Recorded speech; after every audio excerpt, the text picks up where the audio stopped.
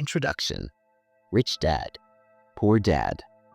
I had two fathers, a rich one and a poor one. One was highly educated and intelligent. He had a PhD and completed 4 years of undergraduate work in less than 2 years. He then went on to Stanford University, the University of Chicago, and Northwestern University to do his advanced studies, all on full financial scholarships.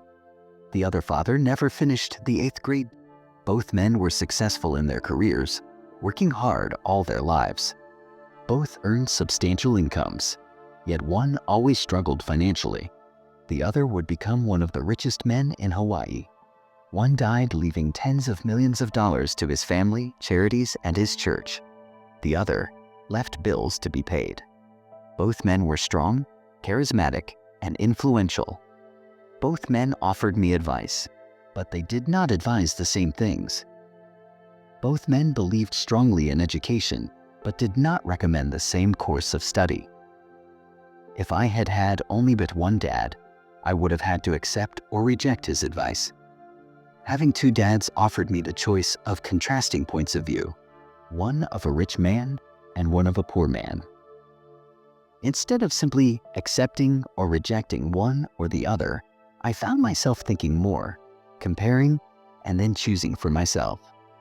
The problem was that the rich man was not rich yet, and the poor man was not yet poor. Both were just starting out on their careers, and both were struggling with money and families. But they had very different points of view about money. For example, one dad would say, "The love of money is the root of all evil." The other said, "The lack of money is the root of all evil." As a young boy, having two strong fathers, both influencing me, was difficult. I wanted to be a good son and listen, but the two fathers did not say the same things. The contrast in their points of view, particularly about money, was so extreme that I grew curious and intrigued. I began to start thinking for long periods of time about what each was saying. Much of my private time was spent reflecting, asking myself questions such as, "Why does he say that?" And then asking the same question of the other dad's statement. It would have been much easier to simply say, "Yeah, he's right. I agree with that." Or to simply reject the point of view by saying, "The old man doesn't know what he's talking about." Instead, having two dads whom I loved forced me to think and ultimately choose a way of thinking for myself. As a process, choosing for myself turned out to be much more valuable in the long run than simply accepting or rejecting a single point of view. One of the reasons the rich get richer, the poor get poorer, and the middle class struggles in debt is that the subject of money is taught at home, not in school. Most of us learn about money from our parents. So what can poor parents tell their child about money? They simply say, "Stay in school and study hard." The child may graduate with excellent grades, but with a poor person's financial programming and mindset.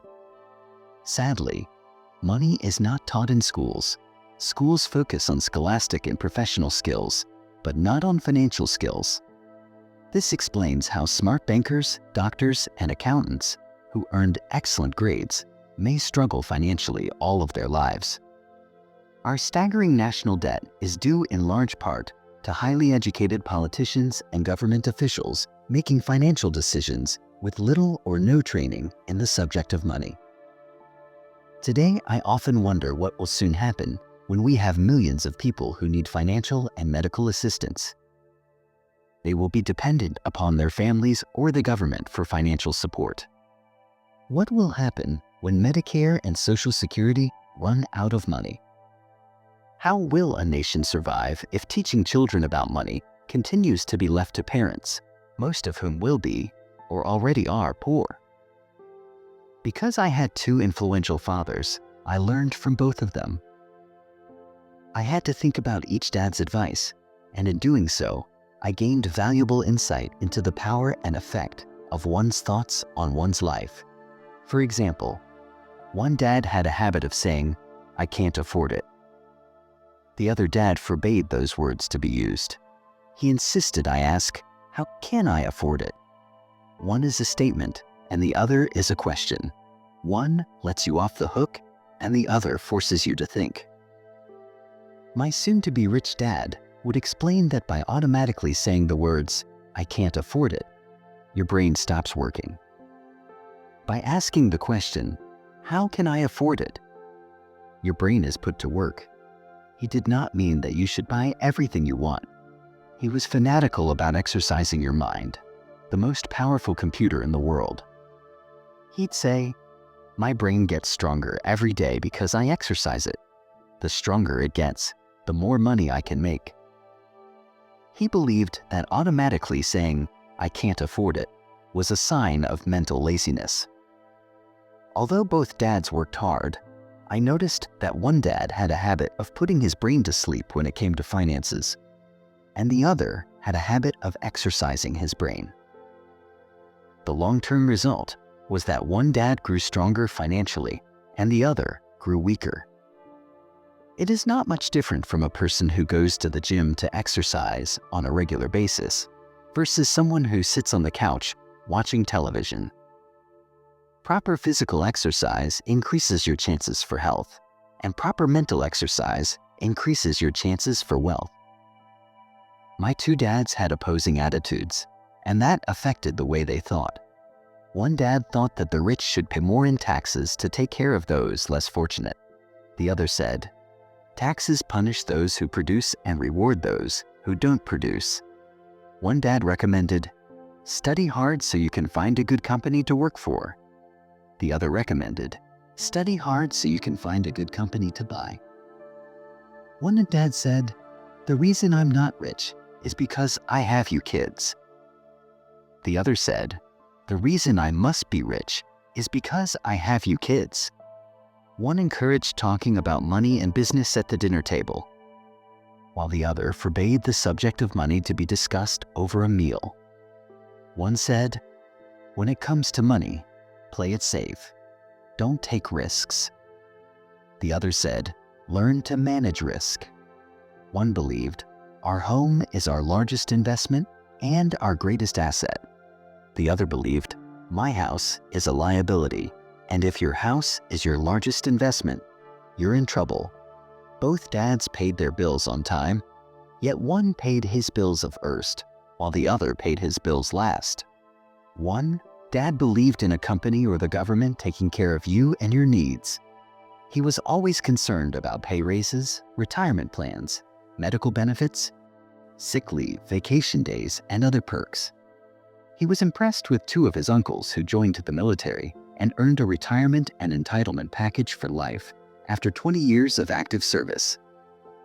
He loved the idea of medical benefits and PX privileges the military provided its retirees. He also loved the tenure system available through the university. The idea of job protection for life and job benefits seemed more important at times than the job.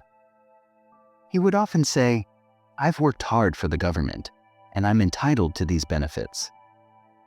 The other believed in total financial self-reliance. He spoke out against the entitlement mentality and how it created weak and financially needy people. He was emphatic about being financially competent. One dad struggled to save a few dollars, the other created investments. One dad taught me how to write an impressive resume so I could find a good job. The other taught me how to write strong business and financial plans so I could create jobs. Being a product of two strong dads allowed me the luxury of observing the effects different thoughts have on one's life. I noticed that people really do shape their lives through their thoughts. For example, my poor dad always said, "I'll never be rich." And that prophecy became reality. My rich dad, on the other hand, always referred to himself as rich. He would say things like, "I'm a rich man, and rich people don't do this." Even when he was flat broke after a major financial setback, he continued to refer to himself as a rich man. He would cover himself by saying, "There is a difference between being poor and being broke. Broke is temporary. Poor is eternal." My poor dad would say, "I'm not interested in money," or "Money doesn't matter." My rich dad always said, "Money is power." The power of our thoughts may never be measured or appreciated, but it became obvious to me as a young boy that it was important to be aware of my thoughts and how I expressed myself. I noticed that my poor dad was poor, not because of the amount of money he earned, which was significant, but because of his thoughts and actions. As a young boy having two fathers, I became acutely aware of being careful about which thoughts I chose to adopt as my own. Should I listen to my rich dad or to my poor dad? Although both men had tremendous respect for education and learning, they disagreed about what they thought was important to learn. One wanted me to study hard, earn a degree, and get a good job to earn money. He wanted me to study to become a professional, an attorney or an accountant, and to go to business school for my MBA. The other encouraged me to study to be rich, to understand how money works, and to learn how to have it work for me. "I don't work for money," were words he would repeat over and over. Money works for me. At the age of 9, I decided to listen to and learn from my rich dad about money. In doing so, I chose not to listen to my poor dad, even though he was the one with all the college degrees.